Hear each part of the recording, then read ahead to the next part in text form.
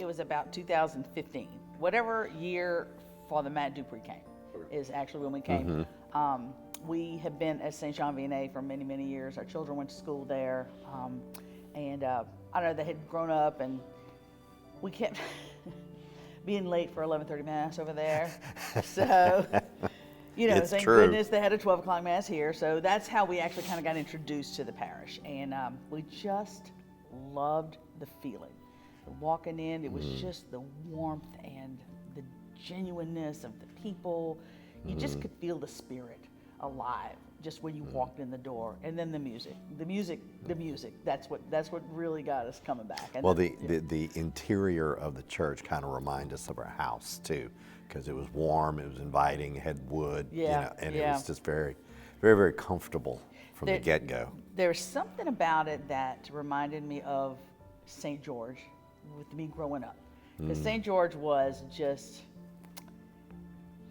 I don't call it blue collar, because that's not what, but really just kind of very down to earth people, very genuine, very, I don't know, loving, and there was no pretentiousness at all. And that's what I find here. Absolutely. It's just the genuine, you know, and then we just love the music so much.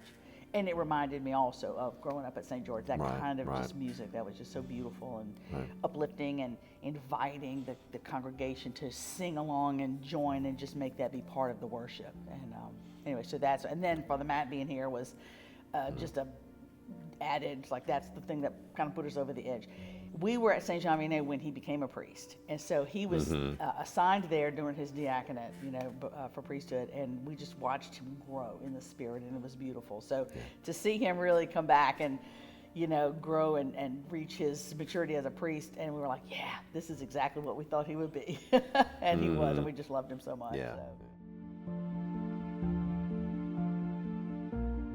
So. I think Vivian does a fantastic job of choosing the right songs for the Mass, for what's being talked about today, what the feast day is, the liturgical music, you know. But she does a good job of pulling music that maybe you remember from your past, that always connects with you.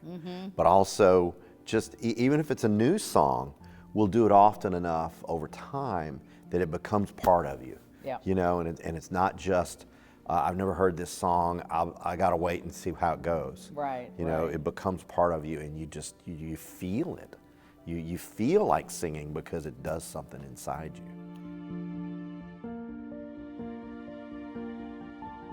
About a year after we joined the parish was when the flood happened in 2016, and just watching this parish just jump into action the way it did. And and we had the thing and come, and they had all the donations and just making sure that everyone who needed something got it.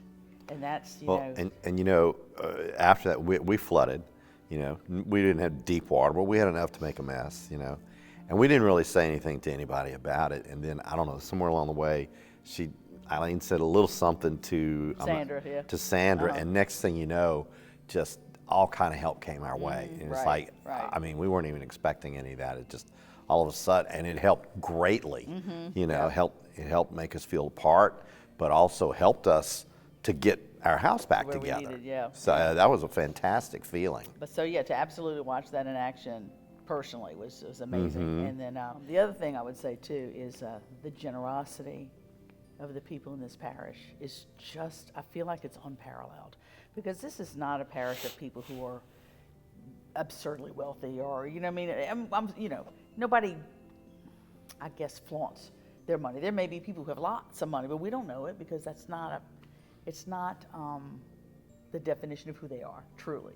But to see, again, being on the finance committee, to see the generosity every year and the amount of money that the church has, that they are able to do everything that they do. So the church is, you know, the leadership is doing what it needs to do, which is great in pinpointing and putting, but the generosity of the parishioners, who are never guilted or forced, or, you know, there's so many other churches, like every week you got a second collection, collector, always asking for money. You never have that asking for money. Even with this building fund that we're going to be doing, is very kind of quiet. They just throw an envelope in there, like, if you feel like to give it, whatever.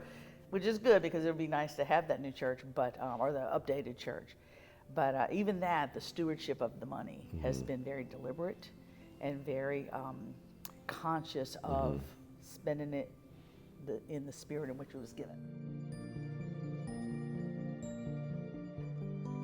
My hope is that we can continue, I would almost say exactly as we're doing, you know? I see a lot of Well, I think it's the right track. Yeah. Yeah. Keeping people engaged, keeping people focused on service. My hope and prayer too is that our parish produces more servants, more priests, more religious, you know, because that's where the fear is, that they're more retiring than there are joining. You know? And so is there going to be a point where, because this parish doesn't have a school, then it would be one that they would say, okay, we don't have enough priests for that one, we'll have to absorb that into other parishes. That's kind of a fear that I have. So I'm hoping that we continue to be as vibrant as we are, and even more so to make sure that we still have a place in that world.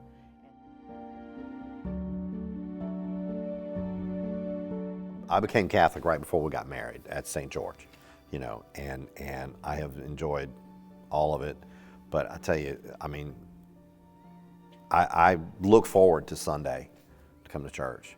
I mean, it's so comfortable and welcoming and fun, you know, especially if you have a little part to share, to be a part of it, not just sit back and observe, but to be involved. Makes a big difference in wanting to be here. And I love coming to church in the morning. Yeah.